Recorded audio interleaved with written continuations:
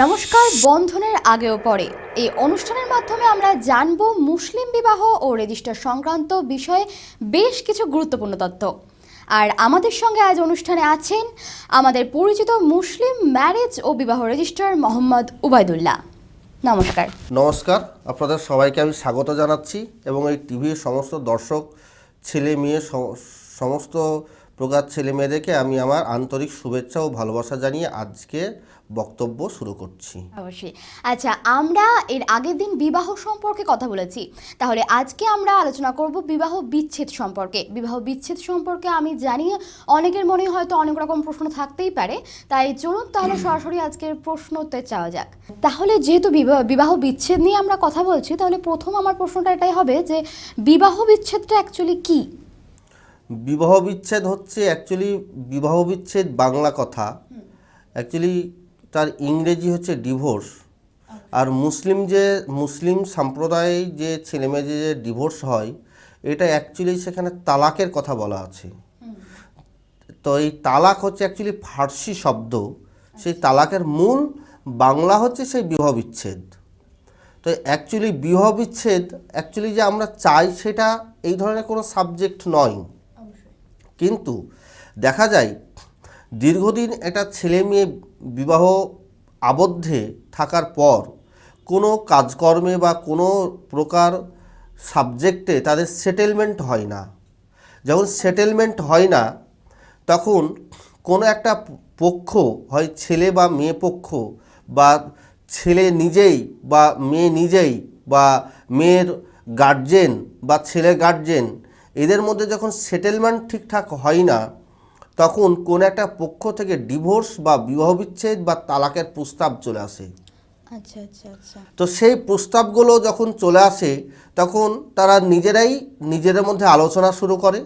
সে আলোচনায় দেখা যায়, বা আমার যা এক্সপিরিয়েন্স সেখানে দেখা যায়, যে এই ডিভোর্স রেজিস্ট্রেশনটা যদি আজকে না হয়, বা আমরা যদি সেই ডিভোর্স রেজিস্ট্রেশনটা না করি, তাহলে কোনো একটা পক্ষ হয়তো বা আত্মহত্যার পথ বেছে নেয়। তখন হয়তো আমার ইচ্ছা না থাকলেও কোনো একটা পক্ষকে এই পৃথিবীর বুকে বেঁচে থাকার জন্য কিন্তু সেই ডিভোর্সটা সম্পূর্ণ করতেই হয়। আচ্ছা আচ্ছা আচ্ছা। এই যে ডিভোর্সটার প্রয়োজনটা কেন হয়? মানুষের কেন প্রয়োজন হয়? কোন মুহূর্তে তাদের প্রয়োজন হয় যে তারা মেন্টালিতে এটা ঠিক করে যে তারা ডিভোর্স নেবেন? মানে এটা প্রয়োজনটা কেন পড়ে? প্রয়োজনটা কেন? অনেক সময় প্রয়োজন হয়, বা অনেক সময় প্রয়োজন, তো আমরা তো অ্যাকচুয়ালি ডিভোর্সটা হোক সেটা তো কখনোই আমরা চাই না। তো আবার অনেক সময় চাইতেই হয়, উপায় থাকে না। তো সেই এক্সপিরিয়েন্স তো আপনাদের দু একটা আমি দর্শককে জানাই, যে অ্যাকচুয়ালি ডিভোর্স তো বিবাহ বিচ্ছেদ। তা আমি একজন ছেলে হয়ে একজন মেয়েকে বিয়ে করলাম। বিয়ে করার পর তার সঙ্গে আমার দীর্ঘমেয়াদী সংসার স্থাপন হলো। আমার সন্তান, মানে কন্যা সন্তান হোক বা পুত্র সন্তান, তারাও বেশ বড় হয়ে গেছে। কিন্তু অনেক সময় দেখা যায় যে সেক্সুয়াল কোনো মনোভাবের জন্যই বা সেক্সুয়াল কোনো সাবজেক্টের জন্যই কোনো একটা পক্ষ মানে ডিভোর্সের পথ বেছে নেয়। অ্যাকচুয়ালি বাড়িতে বা সংসারে যে খাওয়া দাওয়া বা টাকা পয়সা, বা আমার মানে খাওয়া দাওয়ার জন্য যে কোনো অসুবিধা হচ্ছে, কোনো কিছু মিটছে না, কিছু অভাব আছে, সেগুলো হয়তো মেইন ফ্যাক্ট না। অভাবের জন্য কিন্তু বর্তমানে বিবাহ বিচ্ছেদ হয় না বললেই চলে। কিন্তু বর্তমানে দেখা যায় হয়তো ওই স্বামী স্ত্রীর মধ্যে কোনো মানে গোপনীয় কোনো একটা সাবজেক্টে তারা সেটেলমেন্ট হতে আর পারছে না। হয়তো বা এতদিন হয়েছে কোনো রকমে হয়তো হয়েছে। হয়তো স্ত্রী বলছে বরকে যে তুমি এটা আজকে ঠিক করে নিও, সে কিছুদিন সময় নিয়েছে। বর হয়তো বলছে তার স্ত্রীকে, হ্যাঁ, যে তুমি এইটা ঠিক করে নিও। এই করতে করতে দীর্ঘদিন হয়তো চলে গেছে। দীর্ঘদিন যাওয়ার পর দেখা যায় যে না, এর সমস্যা কিন্তু অ্যাকচুয়ালি হচ্ছে না। তখন মানে বাধ্য সেই ছেলে বা মেয়ে ডিভোর্সের পথটাই বেছে নেয়। এটা একটা কারণ। আর বর্তমানে অনেক কারণগুলো, মানে অন্যান্য কারণ তৈরি হচ্ছে, যে আমি একজনকে বিয়ে করলাম, বিয়ের পরেও হয়তো আমার আগের কোনো ফ্রেন্ডের সঙ্গে আমার একটা রিলেশন থেকেই থাকছে, সেক্ষেত্রে হয়তো তার আবার সেই জায়গাটায় যেতে ফ্রেন্ডের সঙ্গে যখন আমার থেকে থাকছে আর এদিকে যখন আমি বিয়ে করেছি বরের সঙ্গে যখন আমি ঠিকঠাক চলছি, তখন মাঝে মধ্যে কিন্তু সে সমস্ত ফ্রেন্ডের সঙ্গে আমার আবার অন্য একটা সম্পর্কেই আমি জড়িয়ে যাই। সেই জড়িয়ে যাওয়ার কারণেই কিন্তু অ্যাকচুয়ালি ডিভোর্স সমাধান মানে রেজিস্ট্রেশনের জন্য মানুষ কিন্তু আমাদের কাছে আসে। অ্যাকচুয়ালি ডিভোর্স বা বিবাহ বিচ্ছেদ আমরা কখনোই চাই না। বিবাহ বন্ধন সারা জীবনে একটা ছেলে মেয়ের অটুট থাকে এবং সেটা ঠিকঠাক তাদের সংসার অতিবাহিত হোক, সেটাই আমরা চাই। কিন্তু অনেক সময় কোনো একটা পক্ষ আত্মহত্যার পথ বা অন্য কোনো আরও একটা বাজে একটা মানে ব্যাপারে তারা পৌঁছে যায়, সেটাও যেন না পৌঁছায়, অর্থাৎ সমাজ যেন ঠিকঠাক থাকে। মানে একটা সমাজে যদি একটা বিচ্ছিন্ন ঘটনা ঘটে যায়, এখানে বিচ্ছিন্ন ঘটনা কি দেখাতে চাইছি আমি? এখানে বিচ্ছিন্ন ঘটনা দেখাতে চাইছি আত্মহত্যা একটা বড় ধরনের বিচ্ছিন্ন একটা ঘটনা।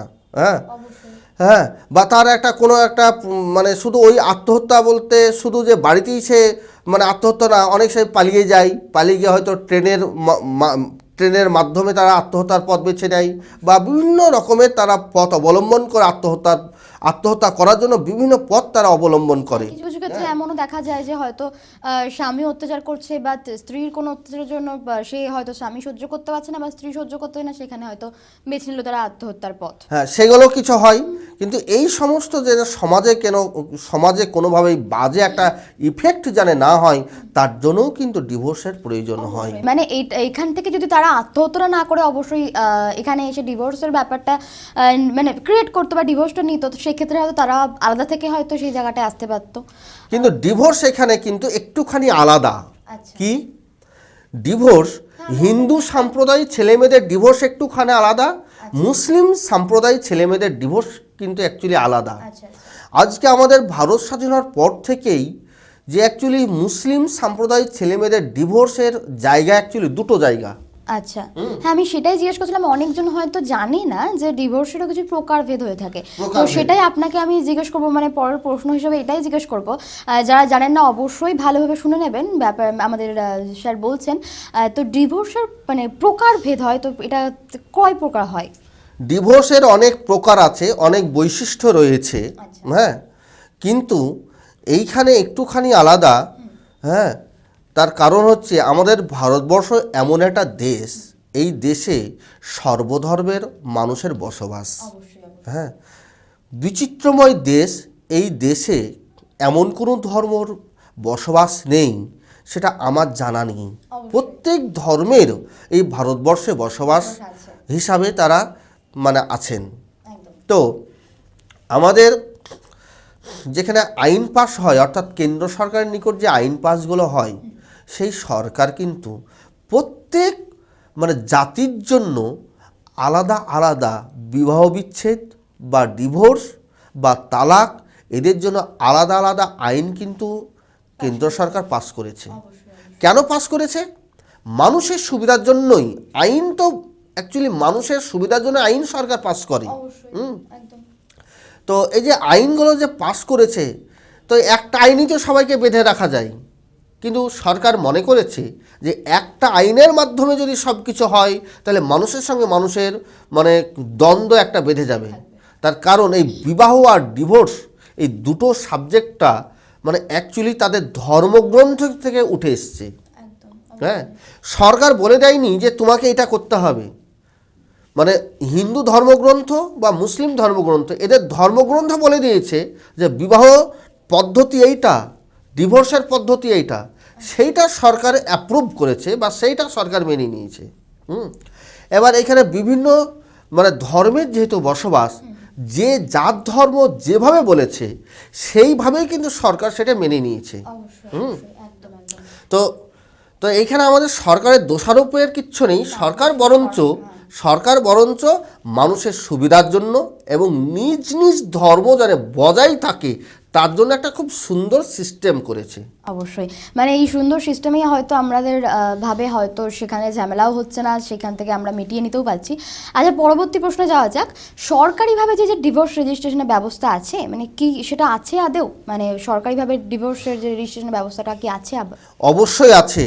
অ্যাকচুয়ালি আগের প্রশ্নে একটা আমি আগেই ফিরে যাই, যে অ্যাকচুয়ালি যে আপনি আমাকে বললেন যে ডিভোর্স কয় প্রকার। সাধারণত ডিভোর্স হচ্ছে 3 প্রকার। কিন্তু সেটা কখনোই হিন্দু সম্প্রদায় নয়। এখানে একটুখানি বারবার আমি উল্লেখ করছি দর্শকদের বোঝার সুবিধার্থে। অ্যাকচুয়ালি হিন্দু ডিভোর্স আর মুসলিম ডিভোর্স অনেকটাই পার্থক্য। হিন্দু ডিভোর্সের একটাই প্রকারভেদ, হ্যাঁ, বা খ্রিস্টান সম্প্রদায় ছেলেমেয়েদের একটাই প্রকারভেদ, ওটা একটাই। কিন্তু মুসলিম সম্প্রদায়ের ছেলেমেয়েদের প্রধানত 3 প্রকার। কিন্তু যে প্রধানত 3 প্রকার, তারপরেও কিন্তু অনেক প্রকারের রয়েছে, হ্যাঁ। তো প্রথম আমি এক প্রকার যেটা বলা হয় সেটাকে বলা হয় যেটা মুসলিম অ্যাক্ট বা মুসলিম যে আইন, সরকার যে আইন তৈরি করেছে সেই আইনে বলা আছে কিন্তু তালাক অর্থাৎ বিবাহ বিচ্ছেদ বা ডিভোর্স, হ্যাঁ, TALKই আছে, মানে বাংলায় বলা হয় তয়াকার লয়াকার ক, এই তালাকটাই হচ্ছে অ্যাকচুয়ালি ডিভোর্স, হ্যাঁ। তো ইংরেজিতে আমরা ডিভোর্স লিখি, হ্যাঁ।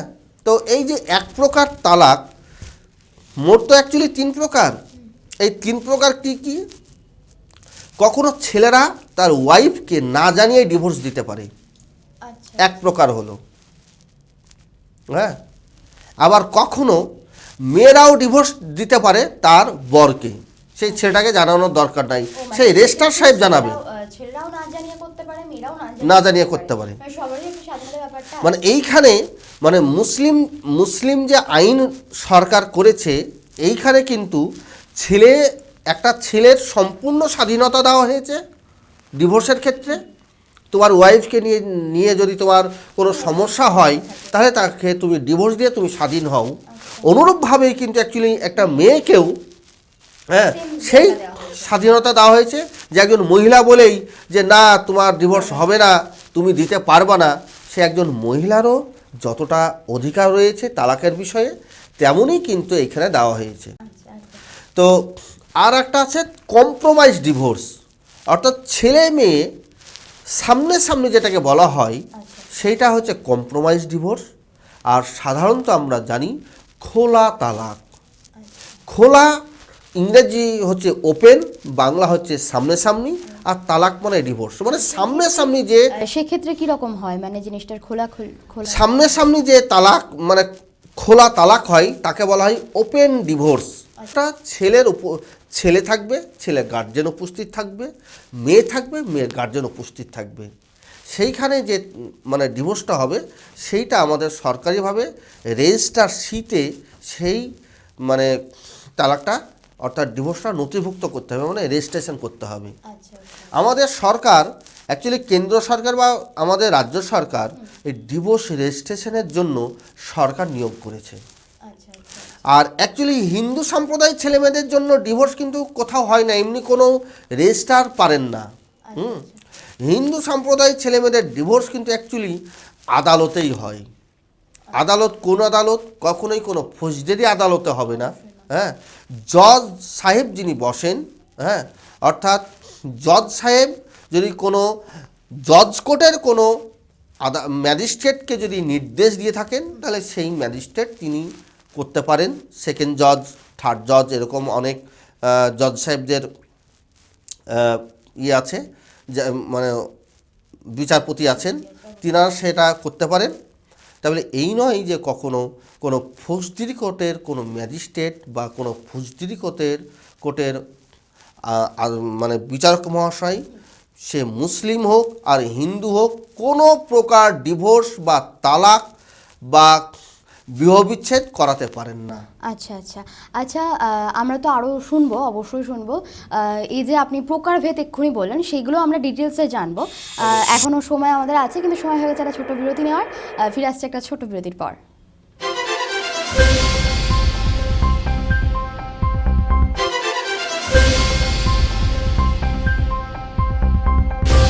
আপনি কি বিবাহ বা দাম্পত্য জীবনের সমস্যায় জর্জরিত?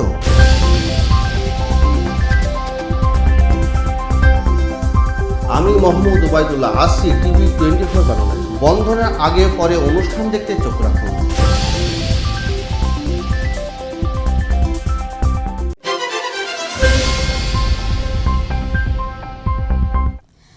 ফিরলাম বিরতির পর আবার আমরা চলে যাব আলোচনায়। আজকে আলোচনা হচ্ছে আলোচনার মেন টপিক হচ্ছে বিবাহ বিচ্ছেদ নিয়ে। তো আমরা একটু বিরতির আগেই জানতে পারলাম যে অনেক রকম প্রকারভেদ হয়, তার মধ্যে আমরা পার্ট জানলাম কিভাবে তারা করতে পারে, ডিভোর্স নিতে পারে। তো এখানে আমার আর একটা প্রশ্ন, যে আপনি একটা কথা বললেন ছেলেদের একটা স্বাধীনতা থাকে বা মেয়েদেরও নিজস্ব স্বাধীনতা থাকে যে তারা ডিভোর্সটা নেবে। তো সেক্ষেত্রে কি প্রসেসে তারা যদি কোনো স্বামী চায় তার স্ত্রীকে না জানিয়ে সে ডিভোর্সটা নেবে, তো সেক্ষেত্রে তাকে কি করতে হবে, কি ফর্মালিটিস মেনটেন করতে হবে যে ক্ষেত্রে সে ডিভোর্সটার জন্য অ্যাপ্লাই করতে পারে, বা কোথায় তাকে যেতে হবে, যদি একটু আপনি বলে দেন। ছেলেটা কি করবে? হ্যাঁ, ছেলেটা কি করবে যে সেখানে তার স্ত্রী জানবে না, অথচ সে ডিভোর্সটা অ্যাপ্লাই করতে পারবে, সে ডিভোর্স দিতে স্ত্রী অবশ্যই জানবে। আমি যেটা বলতে চাইছি যে এই যে এক তালাক অর্থাৎ প্রথম ডিভোর্স, এক তালাকটা হচ্ছে যদি কোনো একজন স্বামী তার স্ত্রীকে তালাক দিতে চায়, তাহলে সেই স্বামীকে প্রথমত আমাদের কাছে একটা আবেদন দিতে হবে যে আমি আমার ওয়াইফকে বা আমি আমার স্ত্রীকে আমি এক তালাক দিতে চাই। আচ্ছা আচ্ছা আচ্ছা, ওটাকে বলা হয় এক তালাক। এক তালাক যদি সেক্ষেত্রে স্বামী এটা করতে যায়, তাহলে তাকে গিয়ে বলতে হবে স্বামী তার স্ত্রীকে এবং লিখিত আবেদন আমাদেরকে করতে হবে। এবং সেই আবেদনের সঙ্গে যে তুমি কি কারণে যে তুমি তোমার ওয়াইফকে এক তালাক দিতে চাইছো, সেই কারণটা পুরোটা উল্লেখ করতে হবে। এবার তাহলে ওনাকে দুটো কাগজ দিতে হবে, একটা জাস্ট আবেদন, হ্যাঁ, আর সেই আবেদনের সঙ্গেই তার সমস্ত বিষয়বস্তু বা সমস্ত তার কি কারণে আজকে সেটেলমেন্ট হচ্ছে না, সেটা কিন্তু লিখিতভাবে তাকে জানাতে হবে। আমাকে যখন সেই লিখিতভাবে জানাবে, তখন আমি সেইটা আমাদের যে সরকারিভাবে খাতা আছে বা রেজিস্টার আছে, সেই রেজিস্টারে সেটা আমি লিপিবদ্ধ করব। হ্যাঁ, সেইটা একটা রেজিস্ট্রেশন হয় সরকারিভাবে। আমাদের সরকার সেটা ব্যবস্থা করেছেন যে এক তালাকেরও রেজিস্ট্রেশন হয় সরকারিভাবে। হ্যাঁ, সেটা করেছেন। এবং সেই যে এক তালাক দিবে তার সপক্ষে দুইজন সাক্ষী লাগবে আর একজন শনাক্ত লাগবে। শনাক্তটা হচ্ছে অ্যাকচুয়ালি কি, যে ওই ছেলেটিই যে ডিভোর্সটা দিচ্ছে, আইডেন্টিফাই সে তার জন্য তার লিগ্যাল কোনো গার্জেন হোক বা বন্ধুবান্ধব হোক, যে চিনে এইরকম একটা ব্যক্তি লাগবে। আচ্ছা আচ্ছা, যে তার পরিচয়টা তাকে ডিটেইলসে দিতে পারবে। তো মোট 3 জন লাগবে, একজন শনাক্ত আর 2 জন সাক্ষী। সেই সাক্ষীর কাজ কি, সেই সাক্ষীর উপস্থিতিতে সেই ছেলেটি বলবে যে আমি আমার স্ত্রীকে এক তালাক দিলাম, এই কথাটা বলবে। এবং সেই সাক্ষী 2 জন শুনবে। শোনার পর রেজিস্ট্রার সাহেব জিজ্ঞেস করবে সেই সাক্ষী 2 জনকে যে উনি যে কথাটা বললেন আপনারা কি শুনেছেন? তো যখন সাক্ষী 2 জন বলবে হ্যাঁ শুনেছি, তখন এবার সেই আমাদের যে সরকারি যে খাতা আছে সেই খাতায় লিপিবদ্ধ হবে। সেই সাক্ষী 2 জনের নাম লিপিবদ্ধ হবে, যিনি তালাক দিচ্ছেন তিনার নাম লিপিবদ্ধ হবে, যিনাকে দিচ্ছেন অর্থাৎ সেই স্ত্রীর নামটা লিপিবদ্ধ হবে। হ্যাঁ, আর কি হবে, সেই ছেলেটিকে যে চিনে যিনি শনাক্ত করছেন তিনার নামটাও লিপিবদ্ধ হবে। এই যে 3 জনের নাম ঠিকানা লিপিবদ্ধ হলো, এবার 3 জনেরই সই স্বাক্ষর লাগবে। হ্যাঁ, সেই সরকারি যে গভর্নমেন্ট যে খাতা রেজিস্টার, সেই রেজিস্টারে 3 জনের সই বা টিপ লাগবে, তবে এক তালাক সম্পূর্ণ হলো। কিন্তু এখানে কি দেখা গেল, সে তালাক দিল কিন্তু এখন পর্যন্ত তার ওয়াইফ জানতে পারলো না। এত বড় একটা কাণ্ড হয়ে গেল, হ্যাঁ, কিন্তু জানতে পারলো না। এইখানে আরেকটা কথা বলা আছে যে এক তালাক দেওয়া মানেই সম্পূর্ণ কিন্তু বিবাহ বিচ্ছেদ হলো না। এক তালাককে বলা হয় একটা ওয়ার্নিং। কি ওয়ার্নিং? যে আমার ওয়াইফ বা আমার স্ত্রী এই বারবার আমার প্রতি অন্যায় অবিচার করছে, বা আমার প্রতি হোক বা আমার সন্তানের প্রতি হোক বা প্রতিবেশীর প্রতি হোক, বা সে বাজে কাজকর্মে লিপ্ত হচ্ছে, যেটা অ্যাকচুয়ালি সমাজের চোখে খুব বাজে বা আমার নিজের কাছে খুব বাজে। তার জন্য ওকে আমি বারংবার আমার স্ত্রীকে আমি সংশোধন করাতে চাইছি যে তুমি এইটা করো না, তুমি এইটা করো, তুমি এইটা করো না, তুমি এইটা করো। এরকম আমি বারবার যখন আমার স্ত্রীকে বলার পরেও যখন আমার স্ত্রী কোনো আমার কথা কর্ণপাত করছে না, তখন কিন্তু আমি এক তালাক দেব। যে তোমাকে একদম লিখিতভাবে সরকারিভাবে তোমাকে একটা ওয়ার্নিং দিলাম, যদি তুমি আগামী দিন যদি তুমি সংশোধন হয়ে যাও, তাহলে তোমার সঙ্গে আবার ঘর সংসারে আমি লিপ্ত হব। কিন্তু এই নয় যে আমি এক তালাক দিলাম বলেই যে আমার সম্পূর্ণ মানে তালাক বা সম্পূর্ণ বিবাহ বিচ্ছেদ মানে সম্পূর্ণ হয়ে গেল, সেটা কিন্তু কখনোই নয়। হ্যাঁ, এটা একটা সংশোধনের বার্তা, মানে চরমতম বার্তা, যে লিখিতভাবে সরকারিভাবে রেজিস্ট্রেশন করে আমি তোমাকে একটা বার্তা দিতে চাইছি যে তুমি আমার আগামী দিনে এই কথাগুলো শুনো, বা আগামী দিনে এই বাজে কাজে তুমি লিপ্ত থেকো না। হ্যাঁ, এই কারণেই কিন্তু এক তালাক, যেটা অ্যাকচুয়ালি গোটা পৃথিবীর অর্থাৎ মানে গোটা ভারতবর্ষ তথা গোটা পৃথিবীর বুকে শুধুমাত্র মুসলিম সম্প্রদায়ের মধ্যেই এটা মানে বিবেচিত রয়েছে, এবং এটা এই প্রকল্প অর্থাৎ এইটা অ্যাকচুয়ালি সরকার অ্যাপ্রুভ করেছে যে এক তালাক সরকারিভাবে তুমি দিতে পারো। এখানে এক তালাক মানেই সংশোধনের বার্তা। তো তারপরে আছে আবার দুই তালাক রয়েছে। হ্যাঁ, তো তারপর কি করবে সেই রেজিস্ট্রার সাহেব, যে সে যখন তালাক দিল তখন তার পরিপ্রেক্ষিতে একটা রেজিস্ট্রার সাহেব নোটিশ তৈরি করবে। সেই নোটিশটা বাই পোস্টে দেবে বা বাই হ্যান্ড দিতে পারে। কাকে দেবে? তখন তার স্ত্রীকে জানাবে, সেই রেজিস্ট্রার সাহেব জানাবে যে তোমার ওয়াইফ, হ্যাঁ সরি তোমার হাজব্যান্ড তোমাকে এত এত তারিখে দুইজন সাক্ষীর উপস্থিতিতে তোমাকে এক তালাক দিয়েছে। হ্যাঁ, মানে তোমাকে এটা একটা ওয়ার্নিং দেওয়া হলো, সেক্ষেত্রে তুমি মানে হয় সাবধান হও, না হলে তুমি তোমার ইয়ে করো। এবার সে যদি সাক্ষী হয় সেক্ষেত্রে হয়তো এবার এই যে যে ছেলেটি তালাক দিলেন তার যে অভিযোগ, সেই অভিযোগের জেরক্স কপি পর্যন্ত জেরক্স কপির সহিত রেজিস্ট্রার সাহেব একটা নোটিশ তৈরি করে পিন আপ করে সেই মেয়েটিকে পাঠাতে হবে। তার কারণ যে ছেলেটি কি মেয়েটার প্রতি অভিযোগ এনেছে, হ্যাঁ সেই অভিযোগ তো মিথ্যাও আনতে পারে ছেলেটি। হ্যাঁ, সেই ছেলেটি মিথ্যা হতে পারে। তখন সেই মেয়েটিকে সেই অভিযোগটা আমরা পাঠিয়ে দিই। তখন সেই অভিযোগ সপক্ষে দুইজন আবার সাক্ষী আমরা ডাকি, যে অ্যাকচুয়ালি সেই অভিযোগ সত্য না মিথ্যা। অভিযোগগুলো ওখানে যেগুলো পয়েন্ট আউট করা আছে, অভিযোগগুলো যদি মিথ্যা হয়ে থাকে তাহলে সেক্ষেত্রে কি হয়? যদি মিথ্যা হয়ে যায় এই এক তালাক গ্রহণযোগ্য হবে না, এই এক তালাকটা আবার বাতিল হয়ে যাবে। আচ্ছা আচ্ছা আচ্ছা। আর কোন ক্ষেত্রে এই এক তালাকটা কার্যকরী হয়, মানে কোন ক্ষেত্রে এক তালাকের পর আবার সত্যি মানে ডিভোর্সটা অ্যাকচুয়ালি হয়ে যায়? ডিভোর্সটা যতক্ষণে 3 তালাক না হবে ততক্ষণ এটা সম্পূর্ণ হবে না। মানে দ্বিতীয় ধাপে যাবে স্ত্রীর কাছে ওয়ার্নিং। হ্যাঁ, ওয়ার্নিং যাবে। তারপর যদি সাক্ষী থাকে সেক্ষেত্রে সাক্ষীটা তারা পেল, তারপরে 3 তালাকের স্টেপ আবার 1 মাস পর। কিন্তু এক তালাক দেওয়ার পর মানে 7 দিন বা 10 দিন পরই যে 2 তালাক হবে তাও নয়। এক তালাকের পর সেই তার স্ত্রীকে সময় দিতে হবে মিনিমাম 1 মাস। 1 মাস বলতে এখানে 30 দিন বলা আছে, কখনোই 29 দিন হবে না। 30 দিন এক্সিড হতে পারে, মানে 60 দিন হতে পারে, 70 দিন হতে পারে, কিন্তু কখনোই 30 দিনে একদিন কম হবে না। তার ওয়াইফকে 30 দিন সময় দিতে হবে, যে তুমি যে অভিযোগটা এনেছো সেই অভিযোগ সপক্ষে তার স্ত্রীকে সময় দিতে হবে। তার কারণ সে হয়তো বা আমি ধরে নিলাম তার স্ত্রী এই বাজে কাজে সে লিপ্ত, তো একটা কাজ থেকে বেরিয়ে আসতে তো একটা সময় লাগবে মানুষের। সেই সময়টা দেওয়া হয়েছে 30 দিন।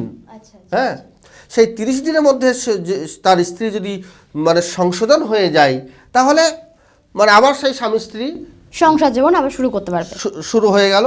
তাহলে ক্ষেত্রে যদি তার স্ত্রী সংশোধন না করে তাহলে আবার দ্বিতীয় তালাকের বার্তা আবার যাবে।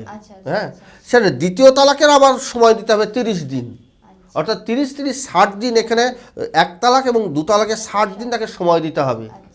তারপর সে 3 তালাক দেবে আবার 1 মাস পর। কখনোই মানে 7 দিন 10 দিন 1 দিন পর যে এটা হয়ে যাবে সেই স্টেপে যেতে পারবে না। এখানে পার্টিকুলারলি একদম হাইকোর্টের রুলিংসে বলা আছে যে একদিনে কখনোই এক পক্ষ ডিভোর্স রেজিস্ট্রেশন হবে না। আচ্ছা, এই যে ডিভোর্স রেজিস্ট্রেশনের কথা বলছি, সেটা কোথায় হয়, মানে ডিভোর্স রেজিস্ট্রেশনটা কোথায় করবে? ডিভোর্সের রেজিস্ট্রেশনের জায়গায় একটাই জায়গা, রেজিস্ট্রেশনের জায়গা একটাই, সেটা হচ্ছে মুসলিম ম্যারেজ ও ডিভোর্স রেজিস্ট্রারের নিকট মুসলিম সম্প্রদায়ের ছেলেমেয়েদের ডিভোর্স রেজিস্ট্রেশন হয়। তাহলে কখনোই কোনো আদালতের নিকট কখনোই কোনো ভারতবর্ষের কোনো আদালতে সে মানে জজ কোর্ট হোক, কলকাতা হাইকোর্ট হোক বা যে কোনো হাইকোর্ট হোক বা সুপ্রিম কোর্ট হোক, কোনো আদালতে মুসলিম সম্প্রদায়ের ছেলেমেয়েদের ডিভোর্স রেজিস্ট্রেশন হয় না। একপক্ষ ডিভোর্স কোনোভাবেই রেজিস্ট্রেশন হয় না। কিন্তু শুধুমাত্র জজ কোর্টে মুসলিম সম্প্রদায়ের ছেলেমেয়েদের ডিভোর্স কম্প্রোমাইজ ডিভোর্স হতে পারে, কিন্তু সেটা রেজিস্ট্রেশন নয়, সেটা একটা ম্যাজিস্ট্রেটের অর্ডার, সেটাই রেজিস্ট্রেশন হয়ে যাবে। হ্যাঁ, মানে মানে আদালতের বিচারপতি, মানে জজ কোর্টের বিচারপতি, হ্যাঁ, মুসলিম ছেলেমেয়েদের উভয় পক্ষ ডিভোর্স করাতে পারেন, কিন্তু কোনোভাবেই মানে একপক্ষ ডিভোর্স করাতে পারেন না। একপক্ষ ডিভোর্স শুধুমাত্র মুসলিম ম্যারেজ রেজিস্টার করাতে পারেন, এবং সেটা তাদের নির্দিষ্ট কলম আছে, নির্দিষ্ট রেজিস্টার বই আছে, যে রেজিস্টার বইগুলো সরকারি প্রেস থেকে আনতে হয় এবং টিআর ফর্মের মারফত তাদের টাকা জমা দিয়ে, হ্যাঁ, সরকারি প্রেস থেকে সেই সমস্ত সরকারি খাতাপত্র এনে সেখানে রেজিস্ট্রেশন করতে হয়, যেটা কখনোই কোনো আদালতে হয় না। আদালতে শুধুমাত্র উভয় পক্ষই ডিভোর্স সম্ভব, কিন্তু কখনোই একপক্ষ ডিভোর্স আদালতে হয় না। শুধুমাত্র মুসলিম ম্যারেজ ও ডিভোর্স রেজিস্টার বা মুসলিম ম্যারেজ ও কাজী মহাশয়ের নিকটই এই ডিভোর্স সম্পূর্ণ করা যেতে পারে। আচ্ছা আচ্ছা, এই যে মৌলানা সাহেবদের যে ডিভোর্সের ব্যাপারে তারা কি মানে তাদের কি কোনো ভূমিকা আছে এখানে মৌলানা সাহেবদের? অ্যাকচুয়ালি মৌলানা সাহেব কাদেরকে বলা হয়? মৌলানা সাহেব বলা হয় যারা মুসলিম সম্প্রদায়ের যে সমস্ত ধর্মগ্রন্থ বা মুসলিম শরীয়ত বা ধর্মগ্রন্থ হাদিস, যারা এই সমস্ত নিয়ে যারা পড়াশোনা করেছে তাদেরকে অ্যাকচুয়ালি মৌলানা সাহেব বলা হয়। তো এই যে বিয়ে আর ডিভোর্সটা তো অ্যাকচুয়ালি ধর্মগ্রন্থ থেকে উঠে এসছে। হ্যাঁ, তো অ্যাকচুয়ালি একটা মৌলানা সাহেবের কাজ হচ্ছে ডিভোর্স বা বিয়ে সম্বন্ধে তারা অ্যাডভাইস দিতে পারেন, উপদেশ দিতে পারেন। তাহলে এই নয় যে কোনো মৌলানা সাহেবের নিকট মুসলিম ছেলেমেয়েদের ডিভোর্স রেজিস্ট্রেশন হবে। তারা অ্যাডভাইস দিতে পারেন, অ্যাডভাইস দিতে পারবে, কিন্তু তারা কোনো স্টেপ নিতে পারবে, কোনো স্টেপ নিতে পারবেন না। স্টেপ একমাত্র সরকার নিয়োগ করেছে, পশ্চিমবঙ্গ সরকার নিয়োগকারী যিনি রেজিস্ট্রার, অর্থাৎ মুসলিম ম্যারেজ রেজিস্ট্রার, তিনি এই ডিভোর্সটা রেজিস্ট্রেশন করতে পারেন। তাছাড়া পৃথিবীর বুকে আর কোথাও সম্ভব নয়। যিনি অ্যাপয়েন্টমেন্ট দিচ্ছেন তিনারও সেটা পারেন না, যিনি অ্যাপয়েন্টমেন্ট পাচ্ছেন তিনিই একমাত্র এই মুসলিম সম্প্রদায়ের ছেলেমেয়েদের ডিভোর্স রেজিস্ট্রেশন করতে পারেন। এখানে কোনো মৌলানা সাহেবদের কোনো রকমের গুরুত্ব নেই। হ্যাঁ, এবং অনেক সময় দেখা যায় ছেলেমেয়েরা কোর্টে চলে যায় উকিল বাবুর নিকট। হ্যাঁ হ্যাঁ হ্যাঁ হ্যাঁ, এটা সেটাই আমার প্রশ্ন, যে উকিল বাবু কি আদৌ কিছু মানে করতে পারেন? তার কি কোনো অ্যাকচুয়ালি কোনো উকিল বাবুর নিকট কখনো বিবাহ রেজিস্ট্রেশনও হয় না, কোনো ডিভোর্স রেজিস্ট্রেশনও হয় না। উকিল বাবুর কাজ কি? উকিল বাবুর কাজ হচ্ছে কোনো একটা ডিভোর্সের ক্ষেত্রে উকিলের কোনো ভূমিকা নেই, কোনো রকমের ভূমিকা নেই, কিন্তু উকিল বাবু তাকে আইনি পরামর্শ দিতে পারেন। যেমন মৌলানা সাহেব তার ধর্মীয় পরামর্শ দিতে পারে, তেমনি উকিল বাবু আইনি পরামর্শ দিতে পারে যে অ্যাকচুয়ালি তুমি কোথায় গেলে মানে তোমার ডিভোর্সটা সরকারিভাবে সম্পূর্ণ হবে বা তোমার কোনো অসুবিধা হবে না ভবিষ্যতে, সেই পরামর্শ দিতে পারেন। কিন্তু